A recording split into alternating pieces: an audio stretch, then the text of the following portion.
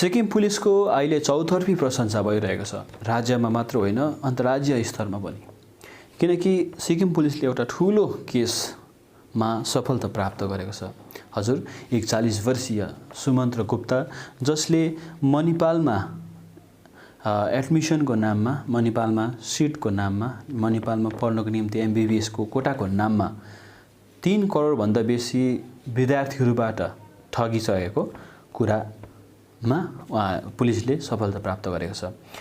Sumantra Gupta Malbazar West बेङ्गालबाट, जसले 2014 देखि नै ठुलो अपराधहरू गरिरहेको र यो टिम सिक्किम पुलिसको क्राइम ब्रान्चको टिमले 1 वर्षदेखि यो व्यक्तिको पछि लागेर फाइनली अन्ततः यो व्यक्तिलाई पक्रेको छ र पुलिस रिमान्डमा अहिले राखेको छ। यो व्यक्तिमाथि IPC 407, IPC 420, IPC 468, IPC 471 अनि IT एक्ट 2020 धारा अन्तर्गत 66C र D यो अन्तर्गत उमाथि मुद्दा दायर भएको छ।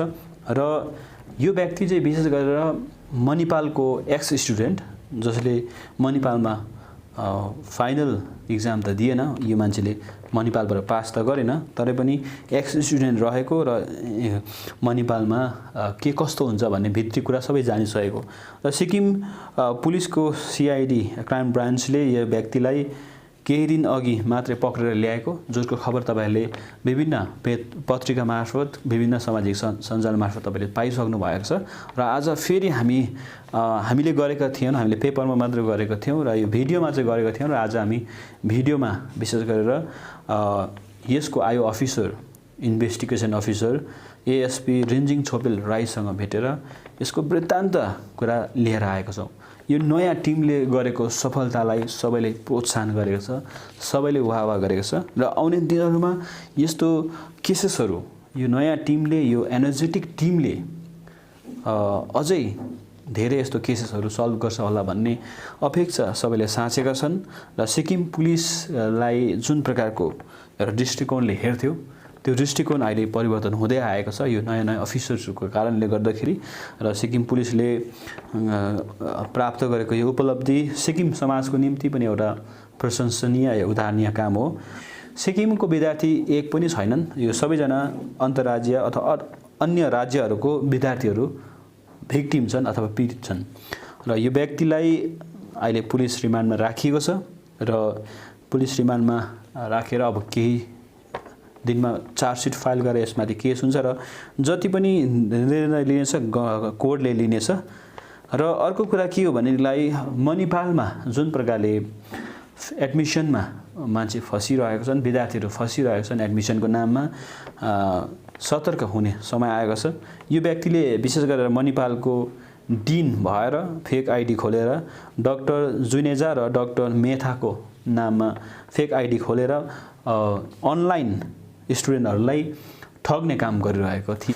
उहाँले हामीलाई विस्तृत यसको जानकारी गराउनु भएको छ, यो तपाईले सुन्नुहोस् अनि तपाईहरुले यो टिमलाई के भन्न चाहनुहुन्छ।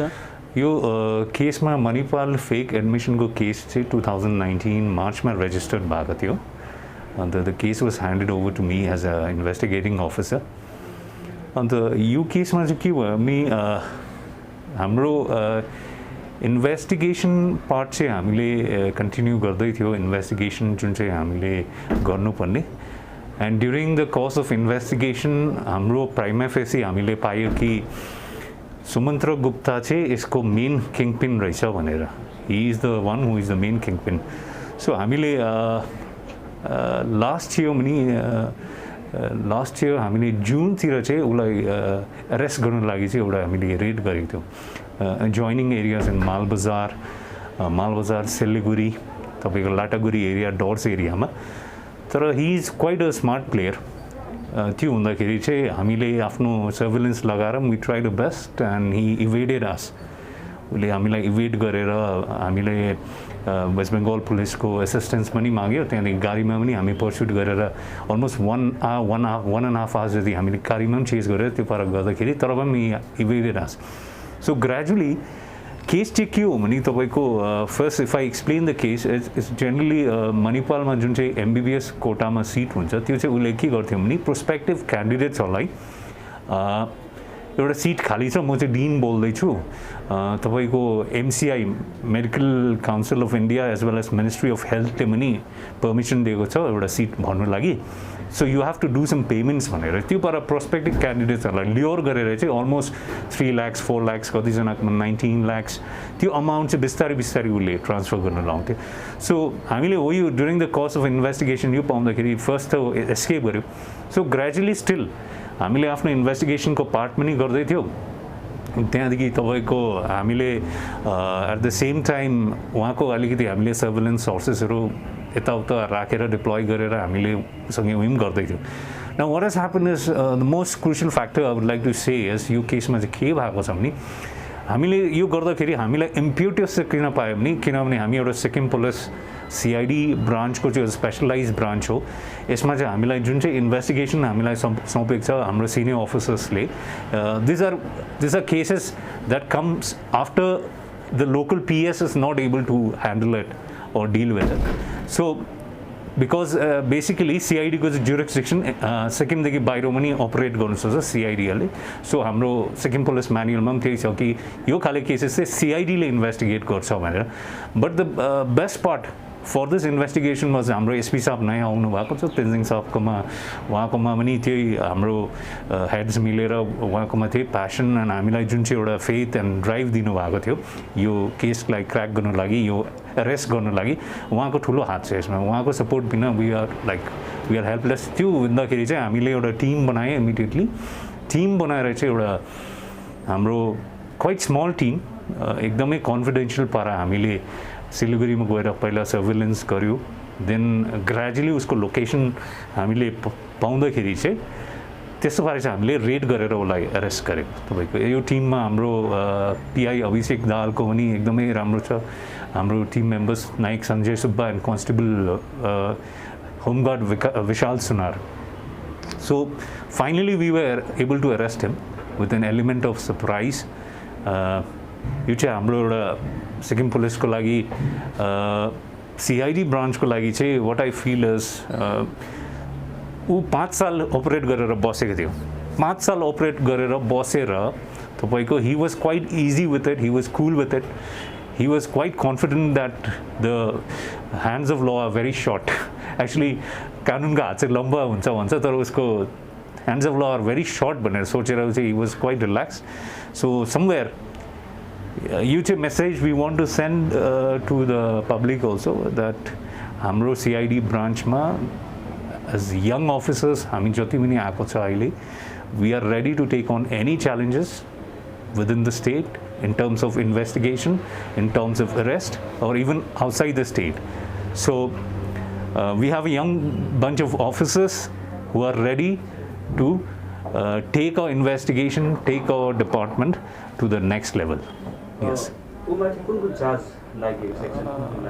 Basically, उसकोमा चाहिँ मेन चिटिङ फर्जरी इम्पर्सनेसन को लागि चाहिँ यसमा साइबर ओफेन्सेसहरू पनि छ साइबर ओफेन्सेस किन छ भने उसले आफ्नो मोबाइल फोन्स एन्ड ल्यापटप्सलाई युज गरेको छ in the commission of the offence so basically IT act पनि लागेको छ उसको माथि उसले चाहिँ मणिपालमा मात्रै त्यो फ्रड त्यो खालको काण्ड गर्दै थियो कि अरू क्षेत्रमा पनि गरिरहेको थियो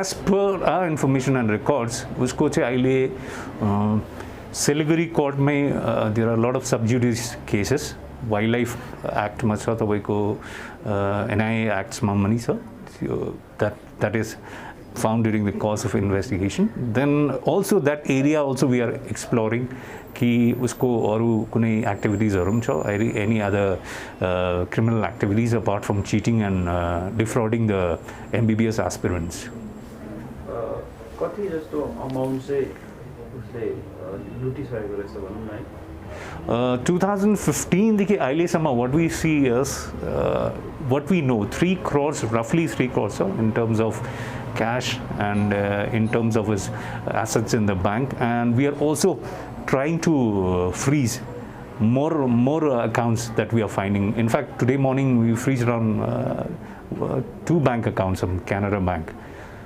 Victimsहरुले चाहिँ तपाईहरुलाई कम्प्लेन लिएर आएका थिएन अरूले? Victims, the primary complaint was the Dean Manipal, Mr. VK Mehta, Dr. VK Mehta.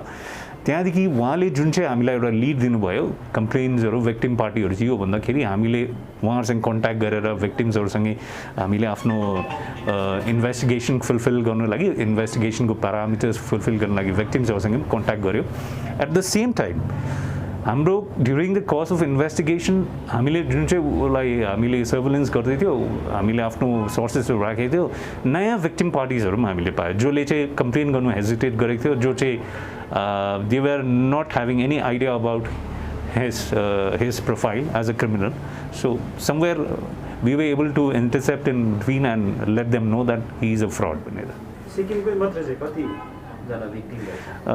सिक्किमको चाहिँ छैन तपाईको सिक्किमको विक्टिम कुनै पनि छैन बिकज हेर्नुभयो भने this is a typical criminal professional mentality क्रिमिनलको किनभने सिक्किमको मान्छे भए चाहिँ सिक्किमको मान्छेलाई चाहिँ एक्सेस छ to the Manipal institute at Tadong they can any time drop in right so उसले चाहिँ online cyber digital devices mobile phone and laptops use गरेर चाहिँ without even coming in person उसले चाहिँ बाहिर स्टेटको जो युपी बिहार असम महाराष्ट्र यो एरियाजहरूको कतिवटा स्टुडेन्ट्सहरूलाई चाहिँ कन्ट्याक्ट गरेर he is not even in person but through telecommunication devices and all computers use गरेर उसले त्यो पारा चाहिँ उसले फ्रड गर्थ्यो भिक्टिमको बेला जुन चाहिँ उसले रकम वसुलेको छ नि है त्यो भिक्टिमकोमा जानु समय लाग्छ राइट कति समय लाग्छ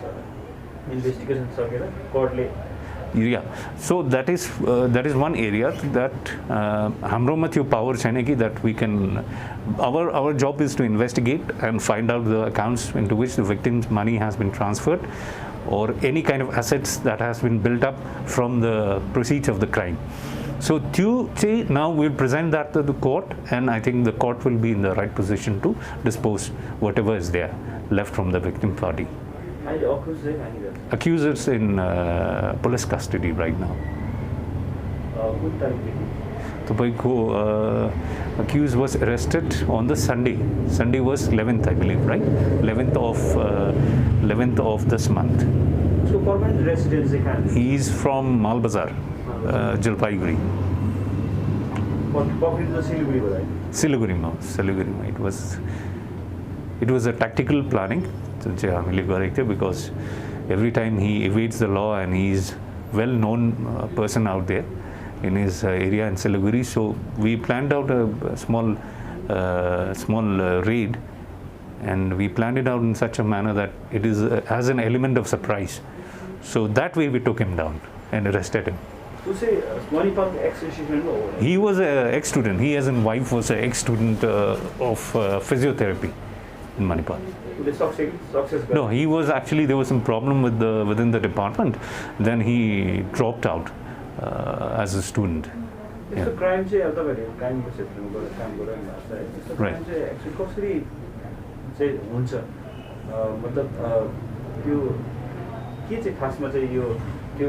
victim parties see if we go as per my experience, short experience in investigating such kind of crimes, so cyber crimes, not only you call it conventional crimes, cheating, but also cyber crimes. But this technical terms are social engineering much.